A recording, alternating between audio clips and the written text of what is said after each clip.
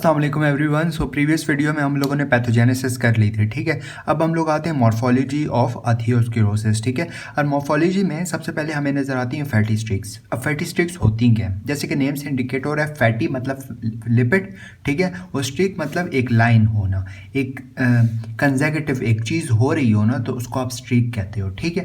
अब देखो इसमें क्या होता है, फैटी स्ट्रिक हम किससे कहते हैं, इसमें होता है येलो लिपिड डिपॉजिट्स, ठीक है, जो रेस्ड नहीं होते, मतलब कि सिर्फ डिपोजिशंस होती हैं लिपिड। फॉर एग्जांपल ये ब्लड वेसल की वॉल है, ठीक है, यहाँ पे हमारे पास लिपिड की येलो लिपिड डिपोजिशंस हो रही हैं, ठीक है, जो रेस्ड नहीं है, मतलब ऐसे बिल्कुल स्ट्रेट है, ये नहीं है कि उभरी हुई है, ठीक है।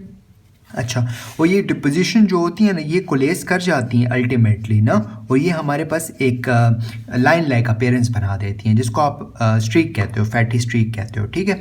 अब ये स्ट्रीक जो होती है ना, ये हर एक इंडिविजुअल में होती है, हेल्दी में भी होती है, और एक बंदा जिसको आथियोस्क्लेरोसिस होने वाला होता है ना, उसमें भी होती है। देखो अब एक बच्चा है, 1 साल का बच्चा है, ठीक है, हेल्दी इंडिविजुअल है, उसमें भी ये स्ट्रीक होगी। 10 साल का बच्चा है, हेल्दी इंडिविजुअल है, उसमें भी इसकी प्रोबेबिलिटी होगी कि उसको भी स्ट्रीक हो सके, ठीक है, मतलब उसमें स्ट्रीक बनेगी, ठीक है, लेकिन वो मोर प्रोमिनेंट होती है 10 साल के बच्चे में, ठीक है।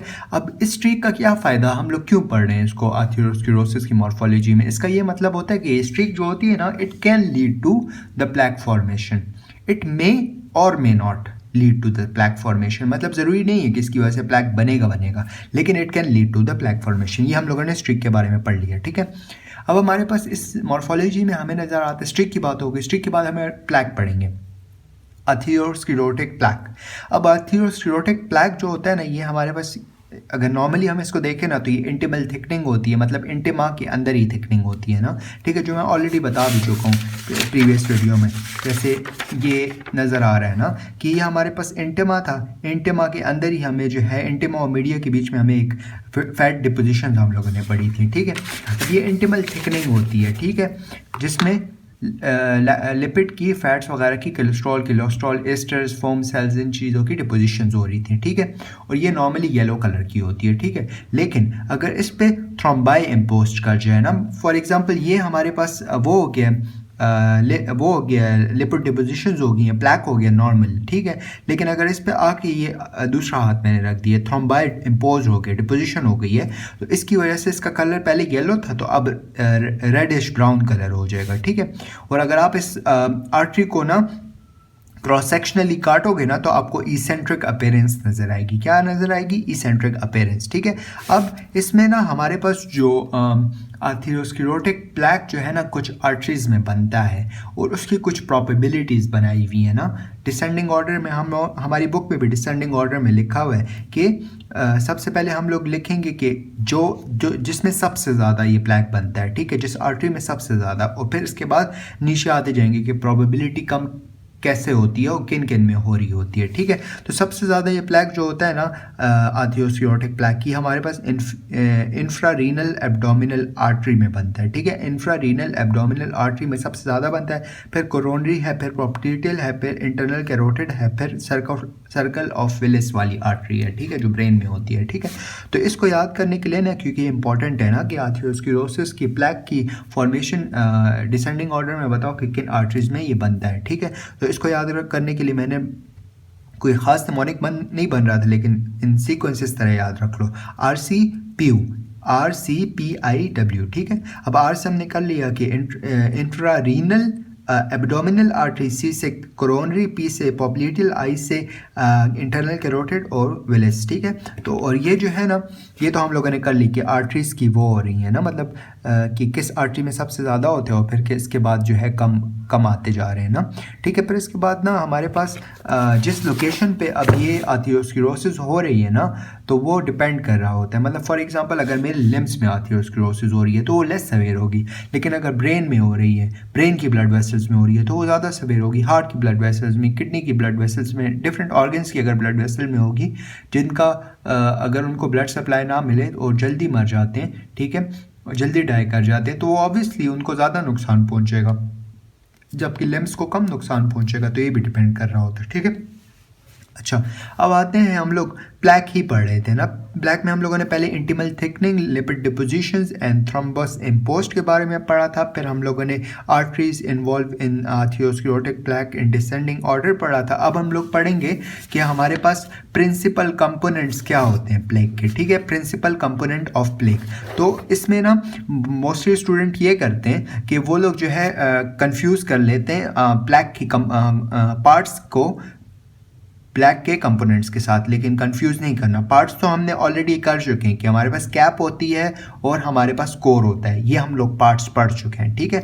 लेकिन अगर आप कंपोनेंट्स की बात करो ना, तो कंपोनेंट्स हमारे पास 3 टाइप्स होते हैं। सेल्स होते हैं, ठीक है, एक्स्ट्रा सेलुलर मैट्रिक्स होता है और लिपिड होता है। अब सेल्स में कौन से सेल्स होते हैं? स्मूथ मसल सेल्स होते हैं, टी सेल्स होते हैं और मैक्रोफेजेस होते हैं, ये सेल्स होते हैं, ठीक है। एक्स्ट्रा सेलुलर मैट्रिक्स में हमारे पास इलास्टिन वगैरह, कोलेजन वगैरह, प्रोटीओग्लाइकेन होता है। लिपिड में हमारे पास intra and extracellular lipid होते हैं डिफरेंट, जो हम लोग ऑलरेडी बता चुके हैं, cholesterol, Easter, LDL, HDL and ये चीज़ें, ठीक है।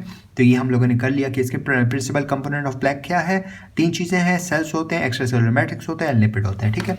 अच्छा, और कंपोजिशन तो मैं ऑलरेडी वो क्या है, पार्ट्स तो मैं ऑलरेडी बता चुका हूँ ना, कि हमारे पास कैप होता है जो बना होता है विद, एक मिनट में बता देता हूँ। कैप जो होता है वो बना होता है with the extracellular matrix, smooth muscle and macrophages and neurovascularisation से बना होता है। और कोर जो होता है cholesterol, ester, foam cells and necrotic debris से बना होता है, ठीक है। इसके अलावा ना हमारे पास ये जो मार्जिन हमें नज़र आ रहे हैं ना, ये जहाँ पे ऐसे करके नज़र आ रहे हैं ना, ये कोने जो नज़र आ रहे हैं, इसको आप शोल्डर कहते हो, शोल्डर ऑफ द प्लेग, ठीक है। और शोल्डर जो होता है ना, इसमें हमारे पास 3 चीज़ें होती हैं, सही है। स्मूथ मसल सेल्स होते हैं, टी सेल्स होते हैं और माइक्रोफेजेस होते हैं, ठीक है। अब हम लोग चेंजेस ऑफ इन प्लेग के बारे में बात करते हैं कि प्लेग में चेंजेस क्या क्या आ सकती हैं ना। प्लेग में हमारे पास 3 टाइप ऑफ चेंजेस आ सकती हैं। रप्चर, 3 नहीं 4 टाइप की। फर्स्ट हमारे पास है, या तो वो रप्चर कर जाएगा मतलब टूट जाएगा, या तो अल्सरेट कर जाएगा, या तो वो इरोड हो जाएगा मतलब उखड़ जाएगा, ठीक है। तो रप्चर मतलब टूटना, अल्सरेट, इरोजन। रप्चर, अल्सरेट एंड इरोजन हो जाएगा, या तो हमारे पास इसी के अंदर ही, प्लेग के अंदर ही हेमोरेज बन जाएगी, जिसकी वजह से प्लेग की टूटने की प्रोबेबिलिटी जो है वो ज़्यादा हो जाएगी। इसके अलावा ये जो है प्लेग जब टूटेगा ना, तो ये छोटे छोटे टुकड़ों में डिवाइड हो जाएगा, और छोटे छोटे टुकड़े अगर स्मॉल ब्लड वेसल्स तक जाएंगे ना, तो वो उनको ब्लॉक कर सकती हैं, ठीक है। तो थर्ड पॉइंट ये हो गया कि प्लेग जो है वो आर्थीरो एम्बोलाइजेशन भी कर सकते हैं, एम्बोलिज्म्स भी कर सकते हैं। इसके अलावा प्लेग की वजह से हमारे पास एन्यूरिज्म्स भी हो सकती हैं, ब्लड वेसल्स की डायलेटेशंस हो सकती हैं, जो मैं नेक्स्ट वीडियो में बताऊंगा, ठीक है। अच्छा, अब हमारे पास आते हैं हम लोग clinical pathological consequences of the atherosclerosis, ठीक है। क्लिनिको पैथोलॉजिकल कंसिक्वेंसेस मतलब क्या, आर्थीरोस्क्लेरोसिस की वजह से हमारे पास क्या क्लिनिकल और पैथोलॉजिकल कंसिक्वेंसेस आती हैं। क्लिनिकल अगर आप देखो तो एमआई हो सकता है, बंदे को स्ट्रोक हो सकता है, एन्यूरिज्म्स हो सकती हैं, और पेरिफेरल वास्कुलर डिजीजेस भी इसकी वजह से हो सकती हैं, ठीक है। अच्छा, अब अगर आप फेट की बात करो ना, कि आर्थीरोस्क्लेरोसिस का ये प्लेग का फेट क्या होता है, तो फेट तो मैं ऑलरेडी बता चुका हूँ, सही है। या तो वो रप्चर करेगा, ठीक है, इरोजन, रप्चर, एल्सरेशंस वाली बात हुई थी। फिर उसके बाद ये ऑब्स्ट्रक्शंस करता है, ठीक है, थ्रोम्बस बनाता है एंड ऑक्लूजन्स करता है, ठीक है, ये हो गया ऑलरेडी, ठीक है। अब इसके बाद हम लोग इस क्लिनिको-पैथोलॉजिकल उसमें जो है ना, अब हम लोग स्टेनोसिस करते हैं, ठीक है। स्टेनोसिस में क्या होता है कि मतलब ये जो वेसल की वॉल होती है ना, ये बंद हो जाती है। ऑब्वियसली एक रास्ता है, उसमें हमने इतना बड़ा, ये रास्ता है, इसमें हमने इतना बड़ा प्लेग डाल दिया, तो ऑब्वियसली वो बंद हो जाएगा, स्टेनोस्ड हो जाएगा। देखो नॉर्मली क्या होता है, नॉर्मली हमारे पास कंपनसेटरी मैकेनिज्म होता है अर्ली स्टेज में, ठीक है। कंपनसेटरी मैकेनिज्म होता है, ल्यूमेन का डायमीटर इंक्रीज हो जाता है बिकॉज मीडिया जो होता है वो थिन हो जाता है, ठीक है। मीडिया की थिनिंग होती है, because of that luminal diameter जो होता है वो इंक्रीज हो जाता है। कंपनसेटरी मैकेनिज्म में वो ब्लड चला जाता है, मतलब नॉर्मल फ्लो शुरू हो जाता है, ठीक है, कुछ हद तक कंपनसेशन हो जाती है। लेकिन अगर क्रिटिकल स्टेनोसिस हो जाए, मतलब कि वो प्लेग इतना बड़ा हो जाए ना कि वो बर्दाश्त के बाहर हो जाए, तो ultimately it can not be control, ठीक है। फिर इसके अलावा हमारे पास एक्यूट प्लेग चेंजेस होती हैं। प्लेग चेंजेस तो मैं ऑलरेडी बता चुका हूँ, ठीक है। क्या होता है, ये चीज़ें हमने बता दी हैं, rupture, haemorrhage, athero embolisation, aneurysm formation, ठीक है। ये हो गया। अब हम आते हैं कॉजेज़ ऑफ प्लैक चेंजेस, ठीक है। कॉजेज़ ऑफ प्लैक चेंजेस जो है ना, ये मेनली पेपर वगैरह में आ जाता है। It's very important, very very very important, ठीक है। क्या होता है हमारे पास प्लैक चेंजेस, जो प्लैक की जो चेंजेस हो रही हैं, जो मैंने बता दी हैं ये चीज़ें ना, तो प्लैक चेंजेस की हमारे पास कुछ कॉजेज़ ये हैं। एक्सट्रिंसिक कॉजेज़ होती हैं, इंट्रिंसिक कॉजेज़ होती हैं। इंट्रिंसिक कॉजेज़ हमारे पास 3 टाइप की होती हैं। एक हमारे पास वनरेबल प्लैक होते हैं, स्टेबल प्लैक्स होते हैं, और प्लैक इन्फ्लेमेशंस होती हैं, ठीक है। अब वनरेबल प्लैक्स जो होते हैं ना, ये जैसे नेम से इंडिकेट हो रहा है, वनरेबल जो आसानी से टूट सके, कमज़ोर टाइप होता है। अब वनरेबल जो प्लैक होता है ना, तो उसकी जो थिन फिब्रस कैप होती है ना, वो थिन टाइप होती है, ठीक है। इसके अलावा उसमें स्मूथ मसल की तादाद भी कम होती है, ठीक है। उसमें इसके अलावा उसमें जो है ना, सेलुलर जो डिपोजिशन होती है वो भी कम होती है, लेकिन उसमें ये लिपिड वगैरह की, मैक्रोफेजेस की, कोलेस्ट्रॉल वगैरह की डिपोजिशन ज़्यादा होती है, तो इतना कमज़ोर होता है कि वो आसानी से फट जाता है ना, ठीक है। और जो स्टेबल प्लैक होता है ना, वो ऐसे ठोस टाइप होता है, मतलब उसका जो कवरिंग होती है, फिब्रस कैप भी होती है, वो भी बहुत थिक होती है। इसके अलावा उसमें जो है वो स्मूथ मसल की तादाद भी ज़्यादा होती है, डिपोजिशंस, सेलुलर डिपोजिशंस भी ज़्यादा होती हैं, लिपिड की तादाद भी कम होती है, इसीलिए वो बहुत ठोस होता है, वो टूटता नहीं है, ठीक है।